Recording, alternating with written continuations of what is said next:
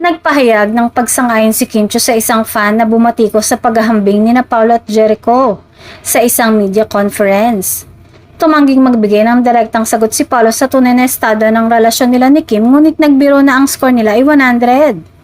Matapang na sinagot ni Kim ang tanong ng reporter tungkol sa pag-amin sa relasyon sa pagsasabing hindi ito makatutulong sa bansa. Sa nasabing event, diretsahang tinanong si Paolo kung ano na nga ba ang real score sa pagitan nilang dalawa.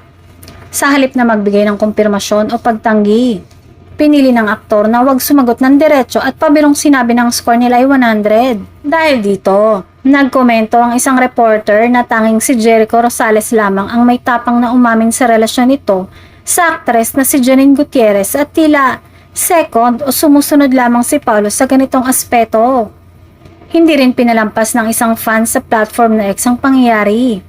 Binatikos ng netizen ang tila pagpapakahiya o pagbibigay ng hindi komportableng tanong ng ilang reporter sa mga artista. Binagyang diin din ng fan na hindi kailangang ikumpara si Paolo sa ibang aktor. Maging si Kim ay hindi nakatiis at nagreply sa post na ito ng true na may kasama pang face with steam from the nose emoji bilang tanda ng kanyang pagsang-ayon. Sa kabila ng tensyon sa MediaCon, nagatid naman ang kilig si Kim nang aminin niyang ang mga bulaklak na kanyang ipinost sa Instagram ng Valentine's Day ay galing nga kay Paolo. Ang tambalang Kim Pao ay nagsimula sa hit series na Linlang at ngayon ay mas lalong minamahal ng publiko sa kanilang pagbibida sa The Alibay.